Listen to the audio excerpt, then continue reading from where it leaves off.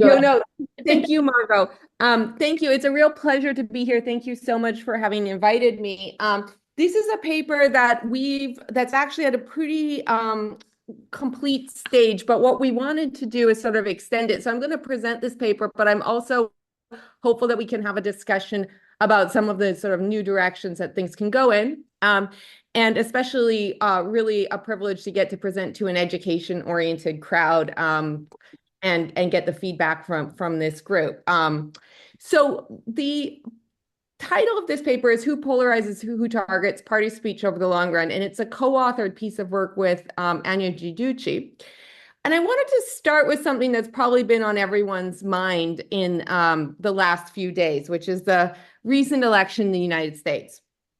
Probably most of us didn't pay a huge amount of attention, or most voters didn't pay a huge amount of attention to educational rhetoric. But in fact, the manifestos or the programs of both presidential candidates are relatively interesting when it comes to education. So when we read the Harris or the Democratic program, what we see is a range of promises that go from sort of extending support to sort of make up for COVID learning losses, targeting disadvantaged schools, and some vague promises Them on supporting during the teachers, presentation, as either well clarifying as question, and at the fairly end, otherwise. Again, robust thank you, Jen. support Sorry for for the continuing to support students in higher education and combat higher tuition fees. When we look at the Republican Party's plans for education, in fact, they're much more radical and in some cases more specific. So plans to end the federal Department of Education, reduce teacher tenure laws, expand parents' rights, and emphasis on critical race theory, expand teaching of more traditional civics, and so on. And this raises the question of sort of how typical these differences are. Do we normally see left and right parties take differences that are in either tone or specificity? Is it the case that right parties on average are more positive towards decentralization, marketization, and choice compared to left parties? We think that's true. But in fact, there's very little that we know about the specificities of party speech over the long run. And so this project really starts with that question, which is education was historically really at the heart of modern state building. And in the 19th century, educational conflicts were highly partisan. They matched on to the core ideological cleavages and social cleavages that define contemporary politics. And so if we think back to kind of the classic kind of Lipset and Rochan distinctions about sort of the origins of modern party systems, many of the conflicts between church and state, between the center and the periphery, between capitalists and workers and so on, were really mapped on to educational cleavages at the time period. But in the post-war period, the politics of education have been less clearly characterized in terms of cleavages. And so there's substantial debate in the literature, which I'll come to in a moment, about how consensual or how divisive post-war education politics is, and what the nature of those conflicts are, whether they map onto these historical cleavages relating, again, to church and state, market forces, and so on. So this empirical question sort of rests on a bigger theoretical question about how we understand the nature of political speech. So what are parties doing when they're speaking out about education in manifestos, and the nature of conflict over it? So how conflictual are those stances? So the purpose, what I'm going to argue in this talk is educational speech in party manifestos serves a dual purpose. Parties are both communicating to voters broadly, so the broader electorate, but they're also communicating to specific parts of their own internal base. And the type of speech that parties use is going to vary depending on how aligned those two goals are. And so where there's a trade-off between communicating broadly and communicating to the base, parties use very different kinds of speech than where those two goals are aligned. And so this is the basic argument. I'm going to flesh it out in more depth in just a moment. What I draw on in this paper is a new original data set of recoded party speech, which Anya Giudici and I put together, which runs from the 1950s to the 1920s for 18 countries, comparing the biggest center-left and center-right party in these countries. And so we hand code line by line all of the manifestos over this time period for the two biggest parties on a whole variety of metrics. And I'm going to talk just about 9 today, which have to do with issues of governance, distribution, and content. And what we find is that there are some issues that look very depolarized over time. So questions of standards, quality, and decentralization and participation are relatively nonpartisan. Others are very openly divisive. When parties talk about these, they take very, very different positions. So comprehensive schools and tracking, markets, and traditional morality. And then there's others, and this is actually the kind of the most common type of pattern in which parties actually are both pretty positive. The left and the right is pretty positive, but the left talks a lot more about these issues than the right, and those have to do with issues of funding and access. And so I'm going to set this, these are the core findings. I'm going to set this up and by first developing the theory that underpins what we're doing, then outline our data and then show you some of the results. So let's start with the debate. I said we don't actually know the answer to the question of sort of how distinct, what does the left and the right typically do? We do actually have quite a bit of theory about this. So there's sort of 2 ways, and this is a broadly kind of stylized and doesn't give enough attention to the individual nuances, but broadly there's sort of 2 ways we can think about this in the contemporary literature. The first is the way that sociologists think about sociologists of education often think about the nature of political speech over time. And this sort of work that's associated with John Meyer, Tricia Bromley, or others really focuses on the way that educational speech mirrors kind of contemporary norms of modernity. So one might see over time some temporal variation as kind of global norms about what's considered modern change. Within countries, in fact, there's a lot of kind of common language that's used and that sort of spills across political parties. And so here the core variation is expected to be more temporal than it is cross-party. In part because the purpose of speech is much more to articulate global norms than it is to articulate sort of divisive local conflicts. A second kind of way to think about this comes from the more political science literature, which suggests that parties do actually have different bases, so different aims, different groups that they're attempting to appeal to through speech, and that speech sort of reflects those different groups. And so if a party represents relatively more working class people than middle or upper class people, they'll speak differently than if they do not. So here we might think that parties historically represent different social groups. Different social groups have different preferences over education, and political speech is largely a reflection of this. And so what we should see then is partisan variation that is within countries, and that will vary both cross-sectionally. So at any given moment in time, we might observe more or less conflict in particular places, and it will also vary over time as the nature of party bases changes. Okay, so who is right when we look at the actual nature of speech? And I'm going to discuss these measures in a moment. But what I want you to take out of this figure is just that when we actually look at the descriptive data, we see evidence kind of for both types of speech. So if you look at this dark line, this is attention to funding in party manifestos. And what the y-axis has here is the ratio of left parties' total mentions, so just any mention they make of funding, to the right. And what you can see is that in the 1940s or in a very early period, the left and the right were pretty much equal in how much they mentioned funding.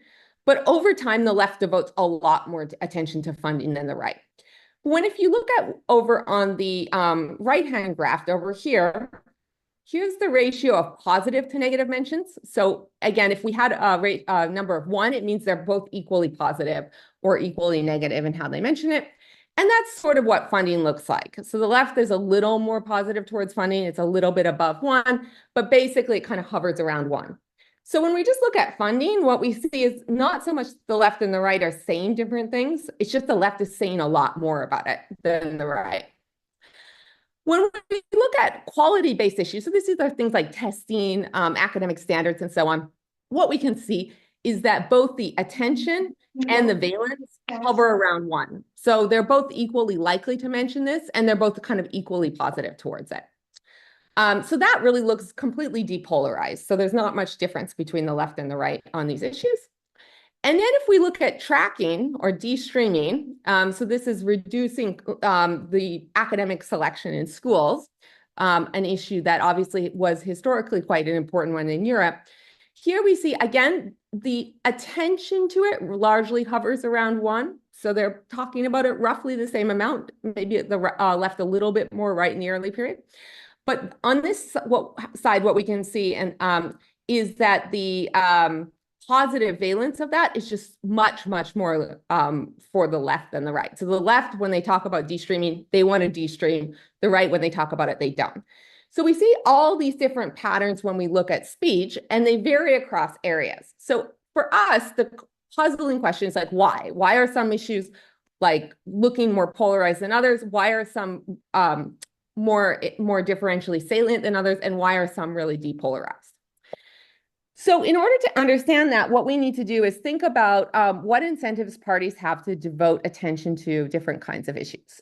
And our basic understanding is that parties through speech are looking to appeal to distinct electoral bases as well as the broader electorate. So speech both signals something about priorities to their core voters, but it also looks to pick up a broader set of voters that might be less core to the party's particular long-run electoral or interest group base. And existing program structures can align core voters with the base more or less extensively. So the core arguments that we have, and I'll flesh this out with more substance in just a moment, is that where an issue is important to the base and relatively universally popular, so that's like the funding example I gave on the previous slide, parties have very similar incentives to be positive towards it because they could face an electoral cost of speaking negatively. So it's quite costly to come out and say we should cut spending on education. So where a party actually does want to cut funding on education or take an unpopular stance, their incentives are just not to talk about it. They just mention it less. And this is a pattern that we call differential salience, where an issue is important to the party's base, but it's more divisive. So there's not like a public opinion isn't unified in favor of it. Then parties have an incentive to speak sincerely. So they speak their true preferences on it. And you end up with what we call open polarization. And that's more like the de-streaming example on the previous slide, where you see a lot of differences in the stance. The left is much more positive than the right on these issues. And then finally, where an issue is not aligned or cross-cuts, then parties have an incentive to mention it, but they don't have any systematic differences in their position towards it. So we'll expect more depolarized speech. Okay, so what shapes kind of which bucket you're in of all of these different approaches? So we argue that it has to do with the structure of the programs and the intersection between that programmatic structure and the base. So where programs have more universal features, they'll, in the sense that they benefit a broad cross-section of society in a non-zero-sum way, they tend to lead to patterns of differential salience in terms of speech. And again, the example from the previous slide, which is funding, is the one that's really dominant, in part because funding and access are by far the things that parties talk about the most when they talk about education. So by contrast, where you have institutions that create sort of more zero-sum forms of conflict, so this would be where the example of comprehensive schools, where moving towards more comprehensive schools means closing more selective schools. So it divides in a much more visible sense particular interests.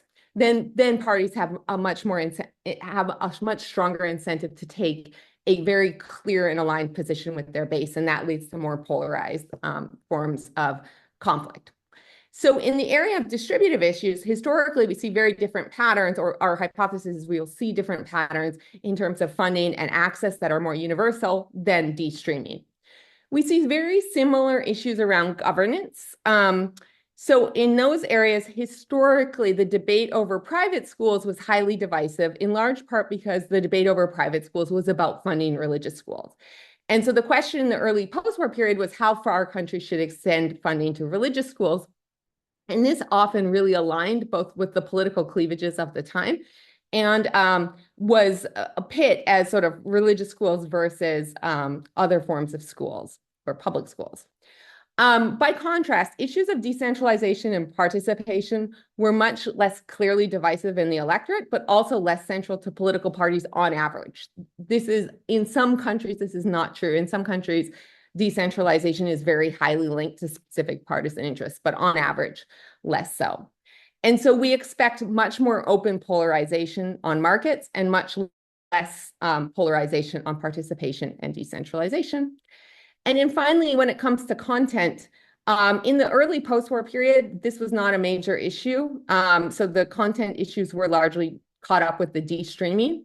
But over time, particularly post-1968, where there's a rise of kind of progressive pedagogy and more explicit attention to pedagogical reform, traditional morality becomes much more politicized in educational speech. And so we expect that over time, traditional morality will take on more polarizing pattern, whereas questions of quality and academic standards are cross-cutting. Now, for each of these issues, we also have some expectations about how they're going to differ based on the underlying structure of the party base. So parties that have a more polarizing base, so more religious voters or more working class voters, should take different stances than those that are sort of just appealing to the middle voters. So these are our basic expectations, and I'm now going to show you some data for this. Okay, so what we want to do is distinguish these different patterns of political speech. So we want to distinguish the differentially salient from polarized, from depolarized forms of speech. And we want to do this across all of these different kinds of issue areas. So to do that, we need very detailed measures of educational speech. And we draw on this work by Raphael Danziger and Yotam Margalit that codes immigration-related speech in manifestos. And we take a very similar approach to looking for education-related speech in manifestos. And I'll come back to how we do that in just a moment. To test our kind of sub-hypotheses about the linkages to different kinds of party bases and different institutional structures, we also need measures of partisan bases as they relate to historic education politics. So we want to know who is voting for these parties and what kind of institutions they have. So we need to collect a lot of data to actually test any of these hypotheses. And that is basically what we do. So in order to measure speech, there are some existing data sources, but these are relatively limited for the questions we have. So probably many people on this call are familiar with the Comparative Manifesto Project. The Comparative Manifesto Project is an amazing data source. It codes all the political parties in most contemporary democracies, particularly Western Europe and advanced industrial democracies, but also beyond, on a whole variety of different dimensions. And so the data collection for the Comparative Manifesto Project is just phenomenal. But when it comes to measuring educational speech, it faces some limits, in large part because the project was not set up to measure specific educational speech. So the existing data basically just measures positive or negative educational speech, and almost all the speech is categorized as positive. And as a result, there's no way to sort of distinguish what parties are talking about. And in fact, even as a kind of a measure, the existing data undercounts the salience of speech, in part because sentences that include mentions of education as well as something else are often coded in terms of the something else. So for instance, we have this example here. Here's a line from the Conservative 2019 manifesto in the UK. They say we'll continue to build more free schools. And this is not coded as educational speech, it's coded as a mention of freedom. And so this means that the existing data set is fairly limited in answering our questions. So what we do is we constructed our own data set by recoding, as I said, all the manifestos of the largest two political parties, so the main center-left and main center-right parties in 18 larger wealthy democracies. These are all done at the national level, except for Belgium, where we code the Flemish parties after 1980, I think. And we try to do all national elections between 1945 and 2020. And what we do is we take the educational speech from each of the manifestos. So usually manifestos are structured so that there is an education section. Sometimes there's an education section and then a little bit more educational speech in like a science and technology section or something on business. So if it mentions anything related to education, we code it. And then we had research assistants that are native speakers go through and manually code it. And then it was double checked by one of us, so Anya Jaducci or myself, and then sort of validated. And so what we have is sort of a line by line coding of all the educational speech done by hand based on a code book that's relatively detailed. For each line of speech, what we do is we assign it a code for whether it's just talking about the education system as a whole, or if it's referring to a specific level, like primary or secondary education. Some speech just expresses a general aim. So something like education should serve the interests of many. So there's no real policy in that speech. It's just sort of a general aim. So we code those aims separately from specific policies. So a line of speech that has both an aim and a policy, we code both of those. So if it says something like education should serve the interests of the many, therefore we need to spend more money on teachers, we would code that as having a specific policy aim, spending money on teachers, as well as sort of expressing a general support for the principle of education. So this is the basic structure of our data. Now, in this paper, what we do is we look at 9 policy areas that are meant to cover the areas that are really central to education governance in the way that I've set it up. So these are distribution. So we look at questions of expanding access, funding, and de-streaming. So those are the kind of comprehensive reforms that I mentioned before. Decentralization, participation, and support for markets. So these are the governance issues that we code. And then in content, we code policies aimed at improving quality, traditional academic programs, and traditional morality, or content related to traditional morality. Now, if you look at this just descriptively over time, you can see that the distribution code, so that's that access, funding, de-streaming, these are really where almost all the policy related speeches. Most of the speech in manifestos is about funding, access, those kinds of issues. There has been, over time, an increase, almost a doubling of attention to content-related issues. So those have become more prominent in educational speech. And there's a lot of continuity over time in governance issues. And so there's a lot of fights about governance in the early period when there's questions about funding private schools, how to centralize control over the education system. And then in the 90s and 2000s, you see a little bit more attention to those again as these governance issues come back on the agenda. But on aggregate, it's more constant, around like 1 in 5 sentences has something to do with governance. Okay, so now what I'm going to do is show you the specific patterns over time in line with the way I've sort of set up different ways that educational speech can emerge. Oh, sorry, no, I still have a few.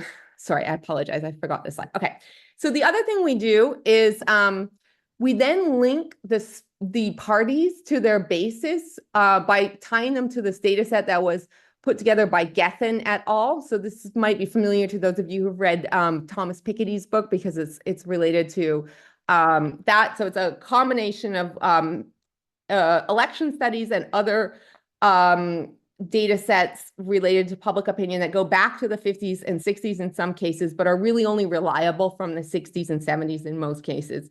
That link parties up to voting behavior in the electorate, and then demographic features of those, as would be standard in traditional election studies.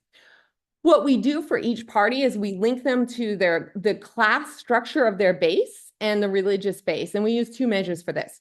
Self-reported class is only available in about half of election studies, so it's too the coverage is too spotty to provide a reliable cross-national measure of the structure of the class base of parties. So instead we use education. I recognize education is not the same as class, but what we try to do is we use a cohort standardized measure of education collapsed across parties.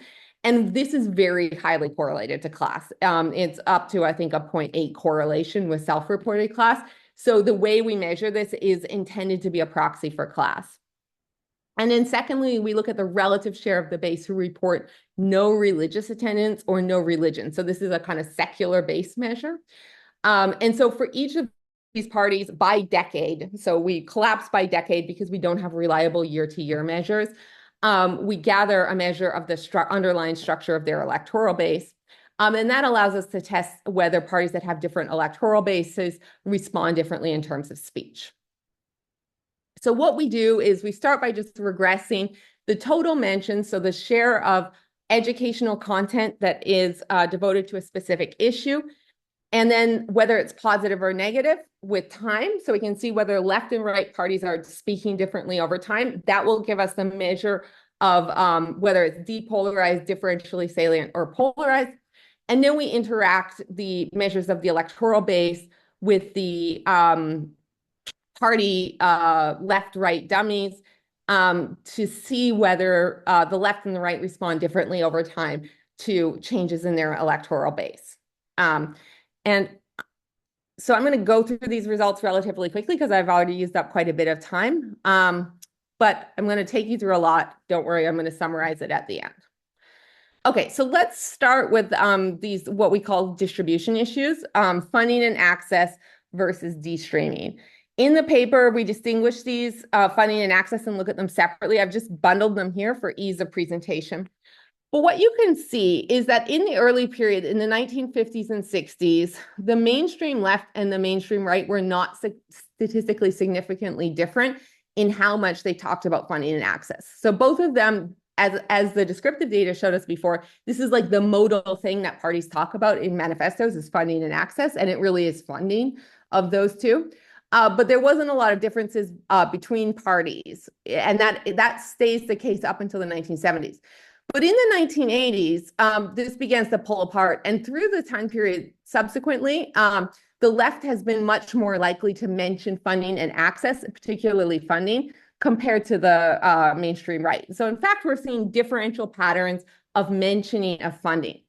Now, when you look at whether they're positive or negative towards it, here the left is always a little bit more positive, but you can see the magnitude of these differences on the bottom is much, much smaller.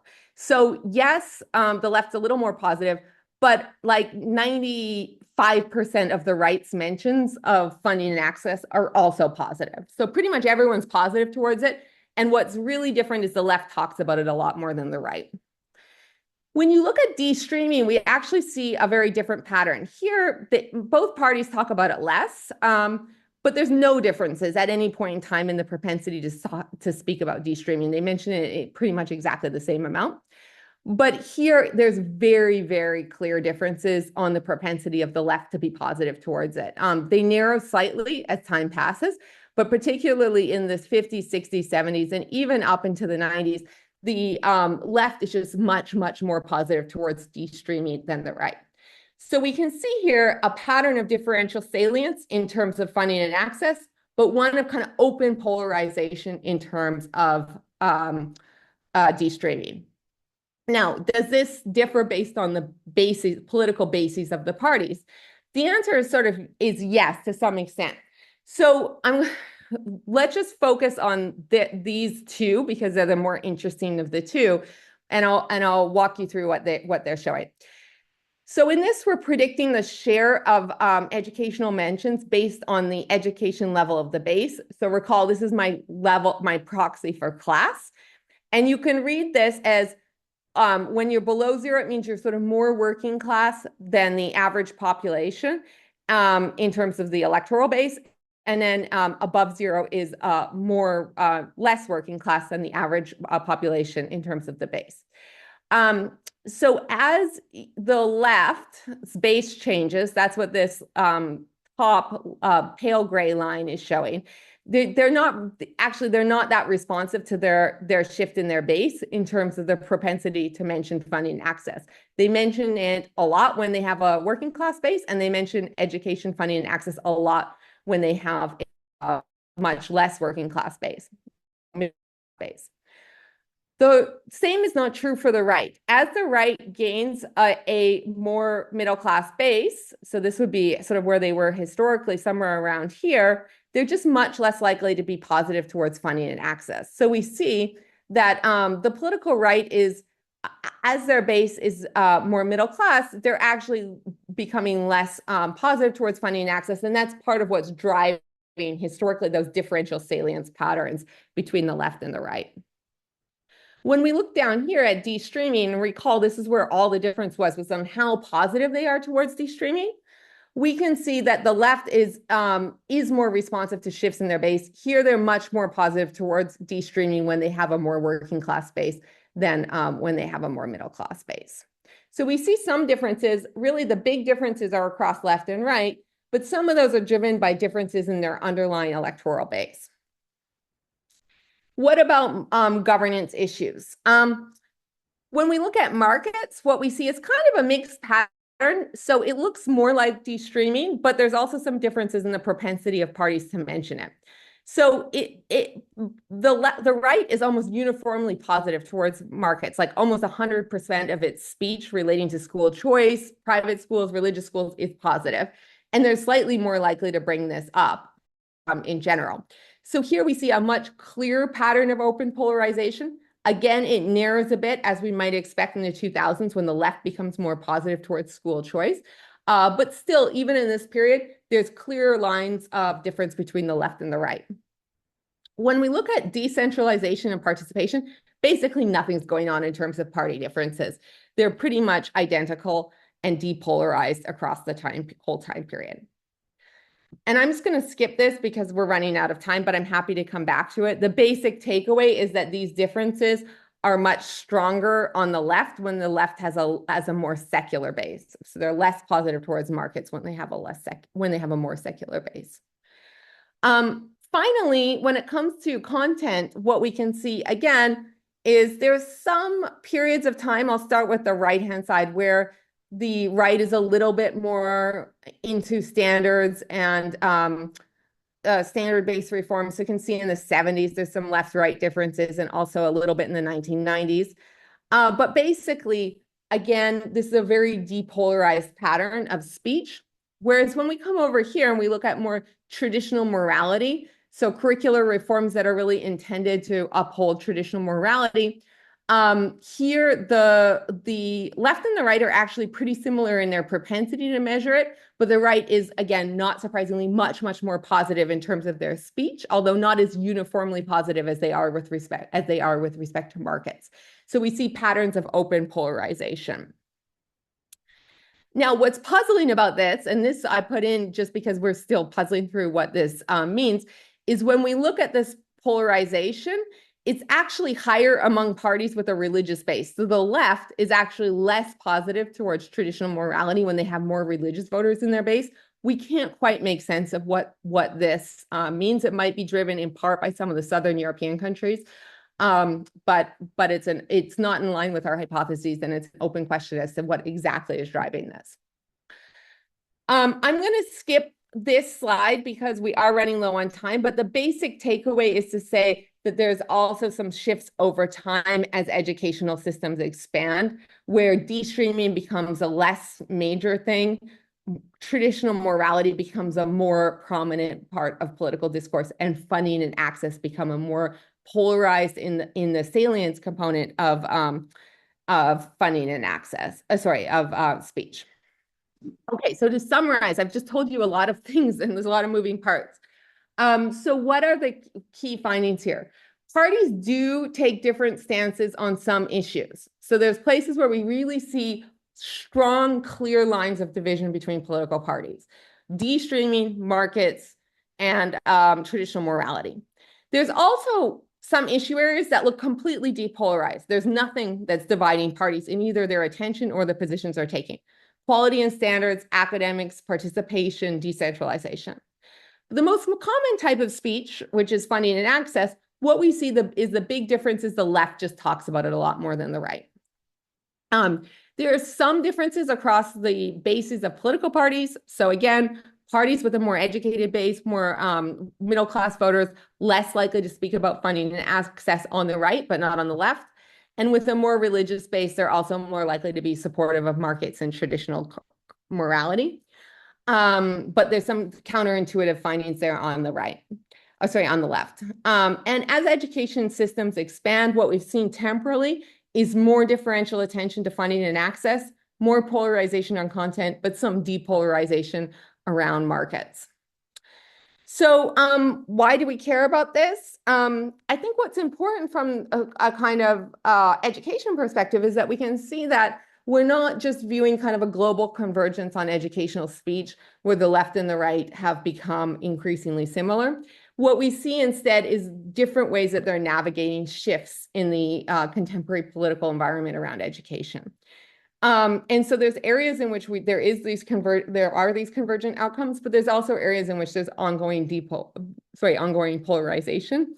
And when we just look at sort of counts and try to understand speech in general, we miss out on these underlying patterns.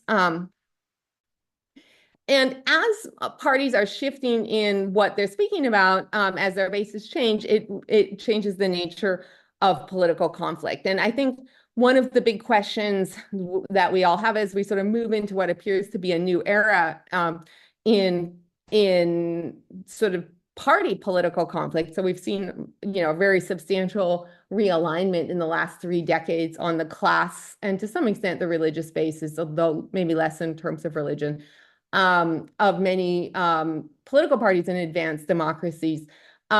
This is creating, I think, very different incentives for parties in terms of speaking on education. And we're just beginning to, I think, see some of these new emerging structures. Again, we're probably anticipate this traditional morality will be something that will be becoming increasingly politicized. And we've already seen that trend. Whereas some of the old kind of areas of conflict about selection and streaming and so on, those have already been on the decline for much time. And understanding that intersection between the institutions, the incentives to politicize these things in speech remains a really relevant area of research. So thank you.